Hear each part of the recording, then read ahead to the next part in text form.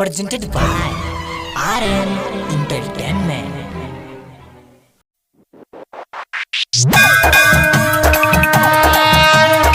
ब्रह्म सबला शंकर भगवान की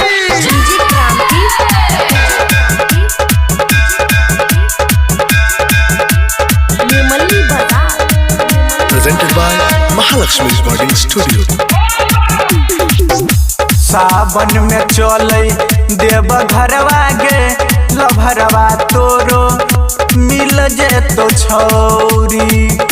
सावन में चले देव घरवा गे लभरवा तोरो मिल जे तो छौरी।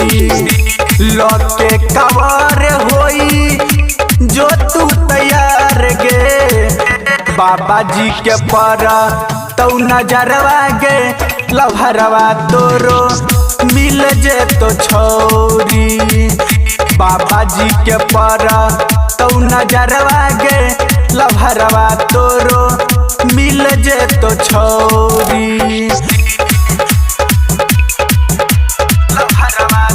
Presented by RM Entertainment. ब्रह्म सबला शंकर भगवान की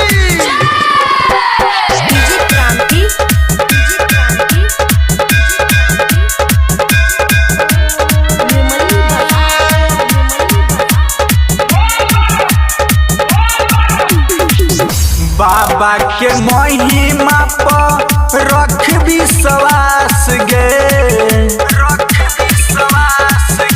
कोई जे तो पूरा गोरी तोहर आस गे।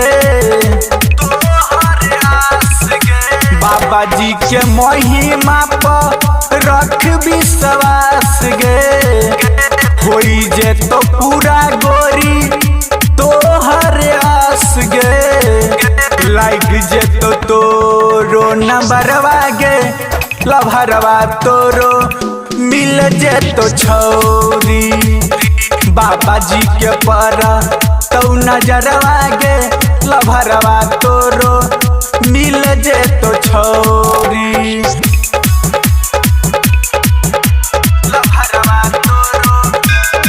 अखन अपने सब सुन रहे छी राजेश निराला के शानदार प्रस्तुति।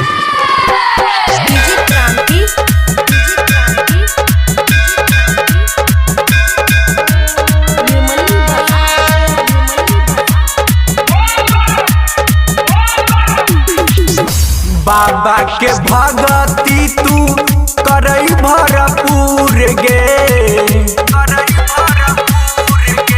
चौमन जी सोनी कहो मिल तो जरूर गे।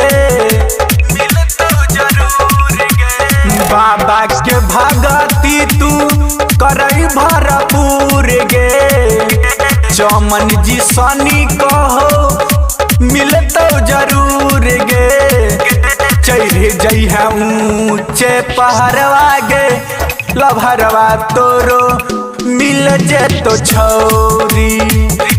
बाबा जी के पर तौ नजरवा गे लभरवा तोरो मिल जे तो छौरी।